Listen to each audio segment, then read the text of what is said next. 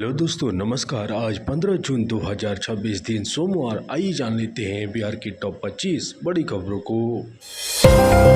ICC महिला टी20 world cup 2026 में भारतीय टीम ने शानदार प्रदर्शन करते हुए पाकिस्तान को 7वीं बार करारी शिकस्त दी है। भारतीय महिला टीम ने धमाकेदार प्रदर्शन करते हुए पाकिस्तान को 64 रनों से शिकस्त दी है और इस तरह से अब टी20 वर्ल्ड कप में पाकिस्तान के खिलाफ भारत की यह लगातार 7वीं जीत है। आईसीसी महिला टी20 वर्ल्ड कप 2026 में भारतीय टीम ने अपने शानदार जीत का आगाज करते हुए पाकिस्तान को 64 रनों से हरा दिया है। आईसीसी के इस बड़े इवेंट में भारतीय टीम ने पहले बल्लेबाजी करते हुए 170 रनों का टारगेट दिया हुआ था और इसके जवाब में पाकिस्तान की पूरी टीम मात्र 106 रनों पर ही सिमट चुकी थी। इसके बाद भारतीय टीम ने शानदार यह जीत दर्ज की है।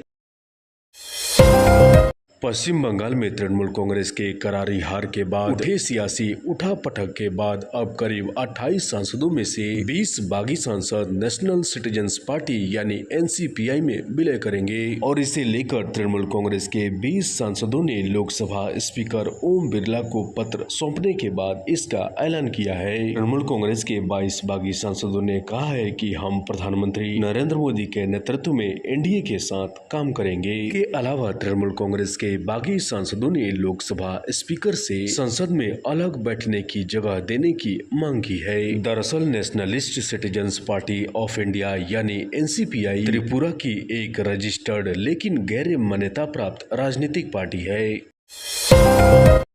फ्रांस में आयोजित हो रहे G7 शिखर सम्मेलन के दौरान प्रधानमंत्री नरेंद्र मोदी ने भारत इनोवेट्स का उद्घाटन किया है। इस दौरान प्रधानमंत्री ने कहा है कि इनोवेशन इंडिया के डीएनए में है। फ्रांस के नीस शहर में आयोजित भारत इनोवेट्स कार्यक्रम का उद्घाटन प्रधानमंत्री नरेंद्र मोदी और फ्रांस के राष्ट्रपति इमैनुअल मैक्रोन ने किया। इस मौके पर प्रधानमंत्री ने कहा है कि भारत और फ्रांस दोनों देश हमेशा एक साथ चले हैं और इस रिवॉल्यूशन में भारत का नौजवान एक नए माइंडसेट के मानवता के हित में समस्याओं के समाधान ढूंढ रहा है। भारत इनोवेट्स हमारे नौजवानों के विश्व स्तरीय समाधान को ग्लोबल स्टेज पर लाने का माध्यम है। पूरे देश भर में इस समय मानसून का आगमन लगभग हो चुका है। इसी क्रम में उत्तर पश्चिम भारत में आंधी तूफान के साथ साथ बारिश का सिलसिला शुरू हो चुका है। इसके अलावा बाकी बचे हिस्सों में भी मानसून धीरे धीरे आगे बढ़ रहा है और अगले कुछ दिनों में कई नई राज्यों तक पहुंचने की संभावना बनी हुई है। दरअसल पश्चिमी विक्षोभ के कारण उत्तर पश्चिम भारत में अभी बारिश हो रही है। वहीं मानसून अभी देश के कई हिस्सों में पहुँच चुका है और आने वाले 2-3 दिनों में मानसून के और आगे बढ़ने की संभावना बनी हुई है। वहीं मौसम विभाग के अनुसार देश भर के कई हिस्सों में मौसम में बड़ा बदलाव देखने को मिल रहा है, जिसमें दिल्ली एनसीआर के साथ साथ उत्तर प्रदेश और बिहार समेत 16-17 राज्यों में तेज आंधी तूफान और बारिश का अलर्ट जारी किया गया है।